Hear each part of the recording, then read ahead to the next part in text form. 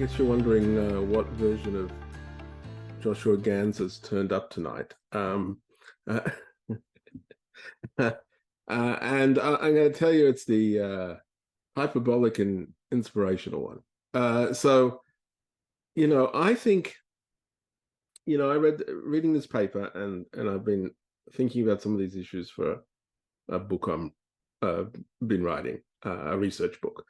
I think actually what has been put forward here, especially in the details, has the makings of the greatest advance in the scientific method since Francis Bacon. My view is, we've had this discussion concentrating on the social science, and obviously because everybody has to stick in their lane. So we're told, so Sendhil is a social scientist, as am I. We're not allowed to comment on other things.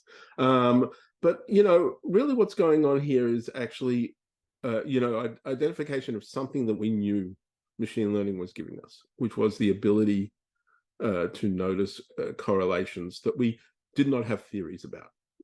All of it is, all of these big high dimensional models, we have no theories that actually guide them, and then we run these things, and then we might fit them to some sort of narrative, but then off we go. And it's moreover, correlations have been something, and this has definitely come through in economics, has been something that's disparaged. I saw this in Hong's comment. What about causation? Yeah, it's a very easy thing to do, but correlations are really the heart of it. My 2-year-old daughter once held the hypothesis that her mother controlled traffic lights. That was because she drove a stick shift and was so quick off the mark that she thought, in fact, that's how traffic lights were controlled. That's a correlation, and it was then a narrative that had to be explained to be false, but actually it was a little bit of work. And we see the same things occur as well, just in natural sciences, not immune to this.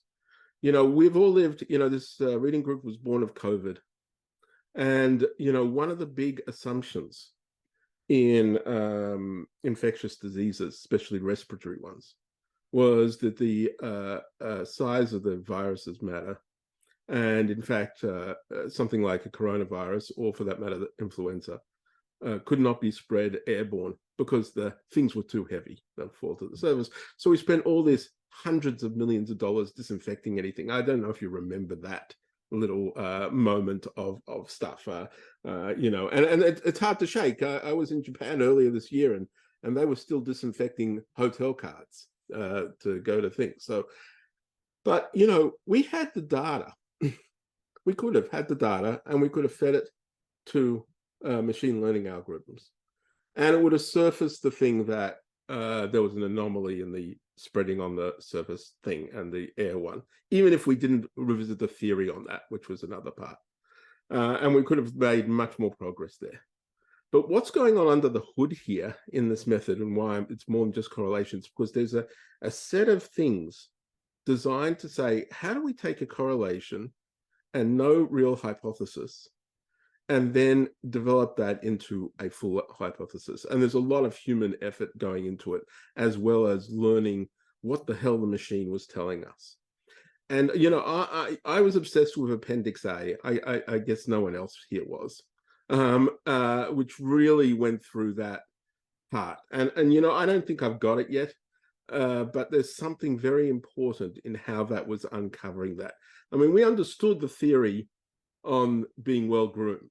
We have a theory for that. I don't know if it's true, but we have a theory to explain that. The fullness of face, I don't have that. I don't know what that is. And for all we know, it's not social science, it's physiological somewhere. That's for all we know. We're going to claim this is social science. I don't know if that's social science. So I think, the only reason I want to say this is what this reading group is about. Sometimes it gets way ahead of the game. And I think in this case, it is way ahead of the game. And I think there's a watch this space element to it. I don't think we all understand what's going on. I'm presuming Sendhil does. I don't, but I can see the makings of it. And it's very similar to something, just bring it here, there's a lot of business people here. Clay Christensen, the famous scholar, I got to know in the last few years of his life. He had a sign outside his Harvard Business School room, office. and it said anomalies wanted.